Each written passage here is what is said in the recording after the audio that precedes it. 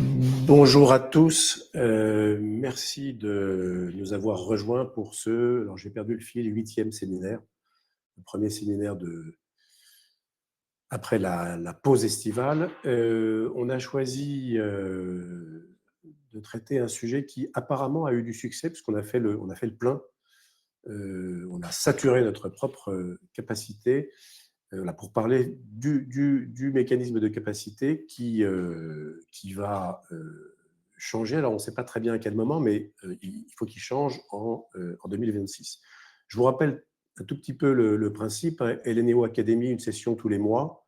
L'objectif, c'est de partager de la connaissance et des expériences sur l'énergie et la transition énergétique, avec une cible qui est une cible large. Sont conviés, sont invités des acheteurs d'énergie ou des gens qui travaillent chez des fournisseurs ou des producteurs. Et le défi pour nous, alors le sujet étant compliqué, j'espère qu'on va arriver à être à la hauteur du défi qu'on s'est nous-mêmes fixé, c'est de trouver des sujets qui vous intéressent et une fois qu'on a identifié le sujet, d'avoir trouvé le bon compromis entre clarté et technicité. Alors, pourquoi ce sujet? Pour deux raisons assez simples à comprendre. L'actuel mécanisme de capacité, ses jours sont comptés. La loi de finances 2025, dans son article 6, a décidé de la mise en place d'un nouveau mécanisme de capacité pour remplacer le mécanisme actuel en 2026. Il y a une raison plus technique sur laquelle je reviendrai. Au regard du droit européen, un mécanisme de capacité, c'est une aide d'État, et cette aide d'État, elle arrive à échéance en novembre 2026. Donc, normalement, si la France n'est pas en retard, on devrait avoir basculé de l'ancien au nouveau mécanisme d'ici le mois de novembre 2026. Deuxième raison, c'est que le gouvernement a publié en juillet dernier la restitution de la consultation publique qui avait été lancée pour interroger les parties prenantes sur les modalités souhaitées pour réformer l'actuel mécanisme et construire le nouveau. Et donc, on s'est notamment appuyé sur le document de restitution pour préparer ce séminaire. Avant de rentrer dans le détail, je voudrais dire quelques mots sur les mécanismes de capacité en tant que tel. C'est quoi un mécanisme de capacité? C'est un dispositif qui contribue à la sécurité d'approvisionnement d'un système électrique. C'est quoi la sécurité d'approvisionnement? C'est le fait qu'à tout moment, ou presque tout le temps, l'offre couvre la demande. Donc, pour penser la sécurité d'approvisionnement d'un système électrique, il faut avoir une idée de l'évolution de la demande d'électricité, il faut connaître la disponibilité actuelle et future des moyens de production d'électricité, et il faut identifier plutôt les contraintes sur le réseau de transport. Il y a eu un débat, je ne vais pas y revenir, sur est-ce qu'on a vraiment besoin d'un mécanisme de capacité. Vous verrez d'ailleurs que certains pays d'Europe n'en ont pas créé. La France en a créé un, de mémoire, en 2016. Ce qu'on sait en revanche, sur quoi il y a accord entre la plupart des experts, c'est que le développement des énergies renouvelables va rendre encore plus nécessaire demain qu'aujourd'hui l'existence de mécanismes de capacité. Et ce que vous voyez là, le graphique qui s'affiche à l'écran, on estime que les énergies renouvelables intermittentes, c'est-à-dire solaires et éoliennes, représenteront en 2030 un peu plus de 50% du mix européen et qu'on passera à l'horizon 2050 à 70%. Donc la pénétration des énergies renouvelables est problématique, en tout cas constitue un défi pour la sécurité d'approvisionnement en raison de leur intermittence. Les mécanismes de capacité, ça fonctionne comment? Le mécanisme de capacité, il voit les capacités comme des sentinelles. D'accord? Donc une sentinelle, ça ne sert à rien tant qu'il n'y a pas un danger. d'accord, mais quand il y a danger, la sentinelle, elle rentre en action. C'est un peu la même chose pour les moyens de production du point de vue du mécanisme de capacité. Le mécanisme de capacité, il demande aux producteurs ou aux consommateurs qui disposent de moyens d'effacement ou aux gestionnaires de systèmes de stockage de mettre à disposition du système électrique leurs moyens quand les conditions d'équilibre offre-demande se tendent. Et traditionnellement, les mécanismes de capacité mobilisent les moyens de production nucléaires, thermiques, hein, donc gaz et charbon, hydrauliques, et les moyens de stockage et de flexibilité côté demande. Je ne reviens pas, mais je le redis une dernière fois, les mécanismes de capacité sont, du point de vue du droit de la concurrence, considérés comme des aides d'État et doivent donc être, en tant que tels, approuvés par la Commission européenne.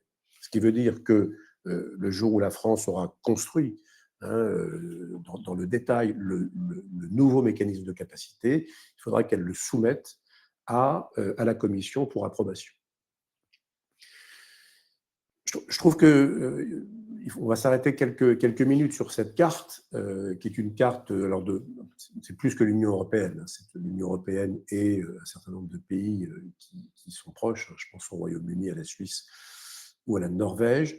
Vous voyez que tous les pays d'Europe n'ont pas mis en place de mécanismes de capacité.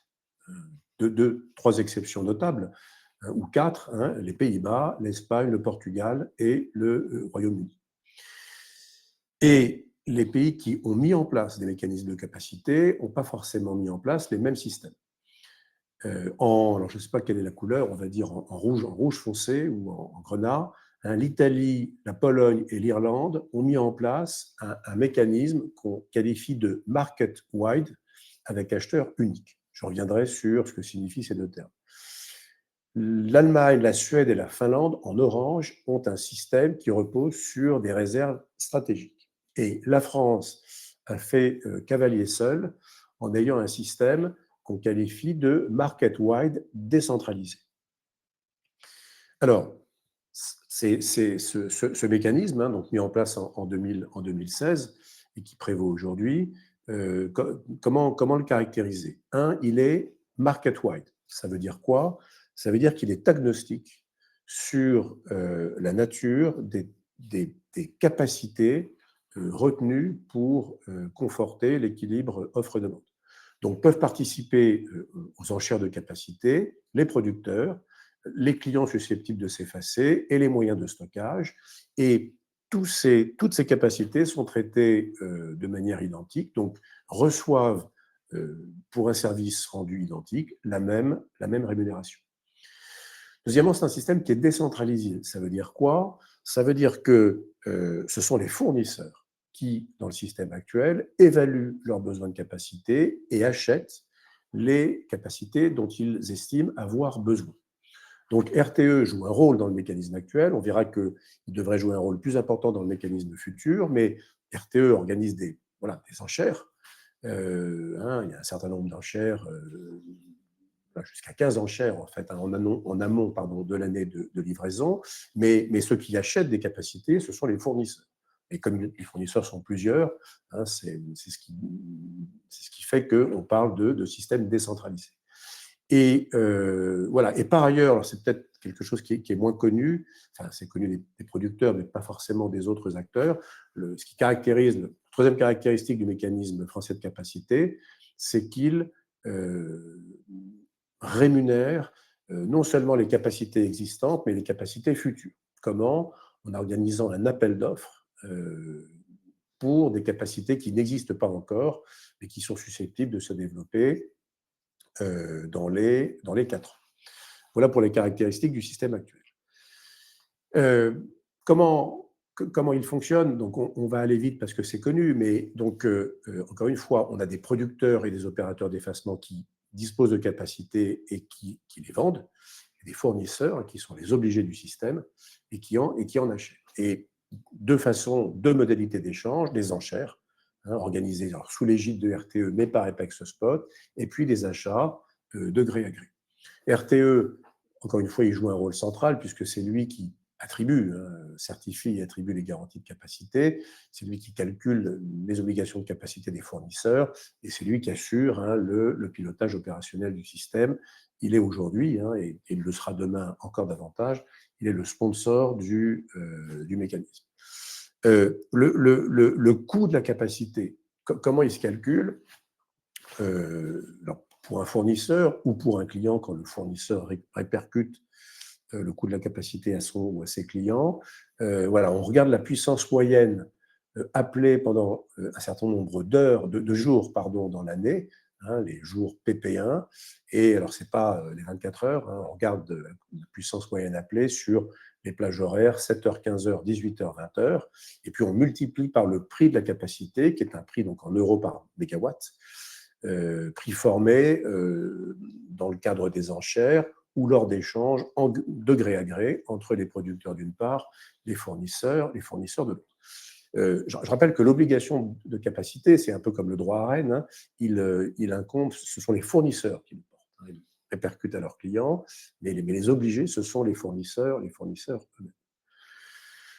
Si on regarde ce que le mécanisme a donné en termes de prix, il y a deux graphiques qui s'affichent à l'écran. Le graphique de gauche, c'est le prix de la capacité, donc en euros par mégawatt, pardon, sur la période 2020-2026. Ce qu'on a représenté là, c'est la moyenne des enchères pour chacune des années de livraison, 20, 21, 22, 23, 24, 25, 26. Et on voit que le prix de la capacité, voilà, on était à 25 000 euros par mégawatt en 2020. On s'est approché de 45 000 euros en 2023, qui était le prix culminant. Et en 2026, il reste une enchère, mais on est à 5 000 euros. Alors attention, chacune des enchères, si je prends l'année 2025, il y a eu plusieurs enchères, et à chaque fois, les prix qui ressortaient des enchères étaient différents. Là, on a gardé que la moyenne. On a affiché que la moyenne.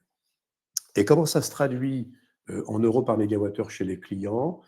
Ça se traduit par une augmentation du prix de la fourniture qui était de l'ordre de 3 euros en 2020, qui a dépassé 5 euros en 2023 et qui devrait en 2026 être inférieur à 1 euro, environ 0,75. Alors pour faire ce calcul, on n'a pas tenu compte de l'Arenh. Vous savez que l'Arenh embarquait en fait de la capacité et que donc les clients finalement n'achetaient de la capacité qu'au-delà de leur droit Arenh. Donc on a mis ça de côté pour permettre la comparaison avec 2026. Voilà, on voit qu'effectivement, et on a considéré un profil type, où à la pointe, pendant les jours PP1, les gens consomment 110% de leur puissance moyenne appelée. Donc, il est clair que des gens qui auraient des consommations plus concentrées sur les jours PP1 auraient payé un prix supérieur à celui qui s'affiche à l'écran. Alors, le mécanisme, qu'est-ce qu'on lui reproche? Je pense que ce qu'on lui reproche, c'est qu'il est assez compliqué. D'accord? Alors, il est assez compliqué, il est compliqué pour tous les acteurs. En fait. Si je commence par les consommateurs, il y a une difficulté, un peu de compréhension de base. Il faut conceptuellement séparer la capacité des mégawatts et des mégawattheures. C'est pas forcément évident. Par ailleurs, ce qui est compliqué pour les clients, c'est que idéalement, aujourd'hui, on connaît les jours PP1 24 heures avant qu'ils n'adviennent. Bon, c'est un délai qui est assez court. Réagir au signal demain est un jour PP1 est quelque chose qui n'est pas simple. Et en particulier, et par ailleurs, c'est éventuellement impossible si on a un prix unique pour l'année ou un prix euro-saisonnier qui ne distingue pas les jours PP1 des autres jours. Donc le système, il est compliqué. Les gens ont du mal, donc ça c'est à la fois les consommateurs, les fournisseurs et les producteurs, à prévoir en fait le prix de la capacité. Je retourne 30 secondes en arrière, mais est-ce qu'on sait expliquer pourquoi les prix de capacité sont passés de 25 000 à 43 000 pour descendre à 5 000? C'est pas complètement évident. Alors pour 2026, on sait pourquoi les prix baissent, mais pourquoi ils ont varié finalement on ne sait pas très bien l'expliquer. Donc, il y a un problème de prédictibilité, le problème de visibilité, je l'ai dit, des préavis trop courts, un nombre de PP1 qui était aléatoire, alors que ça a changé, mais au départ, on n'avait pas forcément 15 jours PP1 dans l'année. Et par ailleurs, donc là, on élargit un peu la critique, il y a différents signaux qui se font un peu concurrence, en tout cas qui sont pas forcément concordants, c'est plutôt ça que je veux dire. Il y a les jours PP1, PP2, il y a EcoWatt, il y a les jours tempo rouge, et ce qui est ressorti de l'enquête lancée par les pouvoirs publics, c'est la nécessité quand même d'unifier ces différents mécanismes pour en accroître l'efficacité. Alors, on va passer au nouveau mécanisme. Le nouveau mécanisme, si je résume, il va donner à RTE une place encore plus centrale dans le système. En fait, ce qui va se passer dans le nouveau système, c'est qu'on va supprimer les enchères. Enfin, on va supprimer les enchères. Les fournisseurs ne participeront plus aux enchères. C'est RTE lui-même qui, dans le cadre d'une enchère, achètera la capacité aux producteurs ou aux consommateurs susceptibles de s'effacer ou aux moyens de stockage. D'accord? Et donc, lui, RTE, il contractualisera pour le compte de la collectivité des engagements de disponibilité de capacité avec les acteurs dont je viens de parler. Et ensuite, achetant cette capacité, il subit un coût qu'il répercutera aux fournisseurs ou aux grands consommateurs qui achètent directement sur le marché et qui sont leurs propres responsables d'équilibre. Et donc, vous vous rappelez, le système actuel, on disait qu'il était décentralisé. Le système de demain, il sera centralisé au sens où RTE sera l'acheteur unique des capacités nécessaires. Alors, dans le nouveau système, il y a des choses qui ne changent pas. Les gestionnaires de réseau, ils seront responsables de certifier les capacités raccordées à leur zone de desserte, comme dans le système actuel. Et puis, alors, il y a des choses qui changent pour les exploitants de capacité, mais c'est assez technique. Retenons que, voilà, ils feront certifier leurs capacités ou celles de tiers pour lesquelles ils auraient reçu un mandat. Ils signeront un accord avec RTE et ils seront responsables vis-à-vis de RTE des engagements de disponibilité de leur périmètre. Les fournisseurs, eux, alors, ils n'auront plus l'obligation de couvrir leurs besoins en capacité via l'achat de garantie de capacité et ils seront soumis, on a appelé ça une taxe, je ne sais pas si le terme est propre, mais voilà, RTE leur répercutera le coût du mécanisme en fonction du profil de consommation de leurs clients. Alors, je ne sais pas si on parlera encore de jours PP1, mais il y aura des périodes de tension. C'est le vocabulaire du nouveau mécanisme qui correspondront finalement aux jours PP1 de l'actuel mécanisme. Alors, le nombre de jours de tension sera éventuellement différent du nombre de jours PP1, mais l'idée est un peu la même. Chaque fournisseur paiera à hauteur de sa contribution à la formation de la pointe du système. Et les fournisseurs, eux, répercuteront effectivement le coût de cette taxe dans leur prix de vente et ils seront libres, alors comme dans le cadre du système actuel, du mode de répercussion. Et donc, la manière dont sera facturé le coût de la capacité sera à l'initiative des fournisseurs. On s'attend quand même à ce qu'il y ait une évolution de la manière dont le coût est répercuté. Et pour avoir échangé avec un certain nombre de fournisseurs, on sait que certains acteurs envisagent, pour les clients qui le souhaitent, d'avoir un système qui rappelle, alors pour ceux qui ont connu, les plus âgés d'entre vous, le JP, l'effacement au jour de pointe, il y avait un signal à envoyer la veille pour le lendemain aux clients qui étaient donc prévenus et qui avaient la possibilité de s'effacer partiellement de manière à réduire le coût de la capacité. Alors, c'est déjà le cas s'agissant des grands clients. En revanche, pour des clients plus petits, qui ont des prix qui ne sont pas des prix à la journée, aujourd'hui, le mécanisme ne permet pas, en fait. C'est assez compliqué de répercuter ou de récompenser le fait de moins consommer pendant les jours PP. Ce qui va également changer, c'est le système des enchères. Alors, il y aura toujours un marché de gré à gré, ça reste. En revanche, le nombre d'enchères va baisser. Un nombre élevé d'enchères, c'est quelque chose qui était perçu par les gens qui ont répondu à l'enquête comme étant un mécanisme opacifiant, enfin, rendant plus compliqué la formation du prix de la capacité. Donc, dans le système à venir, il n'y aurait plus que deux enchères. Une enchère durant l'année N-5, hein, donc on est 5 ans avant l'année de livraison, qui serait l'enchère principale. D'accord. Alors vous voyez ce que ça veut dire. Ça veut dire que RTE, il doit se faire une idée la plus précise possible de ce que sera l'équilibre offre-demande dans 5 ans, puisque c'est sur la base de son anticipation de ce que sera l'équilibre offre-demande qu'il achètera plus ou moins de capacité. Et puis, 1 an avant l'année de livraison, il y aura une deuxième enchère. Cette deuxième enchère, elle aura pour objet de permettre un ajustement, mais à la hausse seulement, des volumes de capacité achetés. D'accord. Donc, si on suit les textes en train de se faire, si RTE a été trop pessimiste, il ne pourra pas, entre guillemets, se refaire. D'accord. En revanche, si RTE a été insuffisamment pessimiste et qui veut racheter de la capacité, il pourra le faire dans le cadre de l'enchère à l'année N-1. Alors, donc, si je résume, finalement, formellement, il y a peu de changements. D'accord. Enfin, il y a un changement significatif qui est que les enchères, ce ne sont plus les fournisseurs qui achètent aux enchères, mais c'est RTE. Les questions qui sont en suspens, ça c'est des questions qui apparaissent dans le document de restitution, il y en a 3.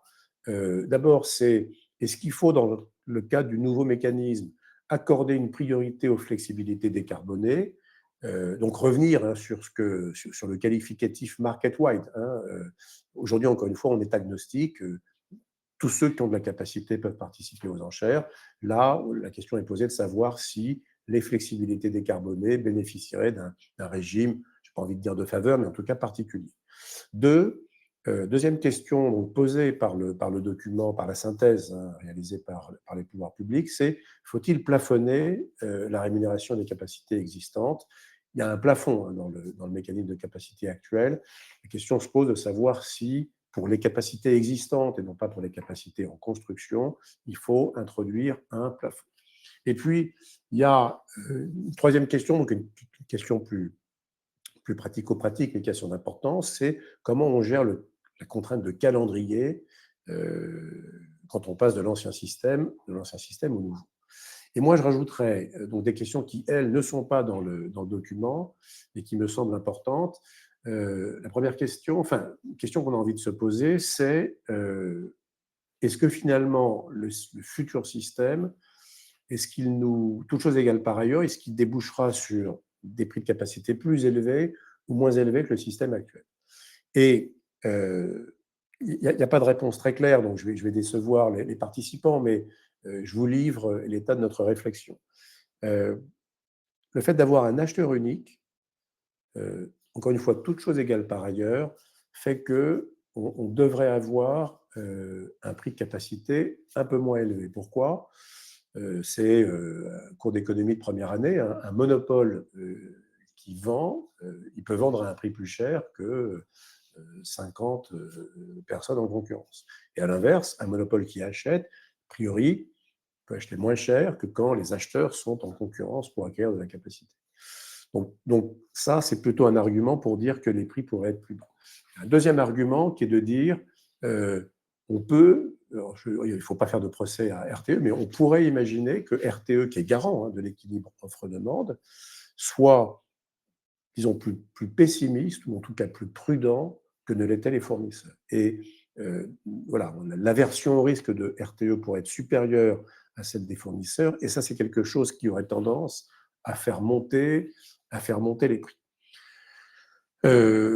Deuxième question, c'est est-ce qu'on va avoir besoin d'un mécanisme de capacité IKETNUK, là, tout de suite. Vous voyez bien que les prix de capacité en 2026 à 5 000 € du mégawatt, dans un système qui est largement surcapacitaire. Il y a plus de production en France que de demande. La demande n'est pas suffisante. En tout cas, l'offre est surabondante. On voit bien que la question de la capacité n'est pas une question extrêmement chaude. Et donc, ancien mécanisme ou nouveau mécanisme, normalement, les prix de capacité devraient rester relativement bas en 2026, sans doute en 2027 et peut-être en 2028. En revanche, au fur et à mesure que voilà, la croissance que la demande augmente, on devrait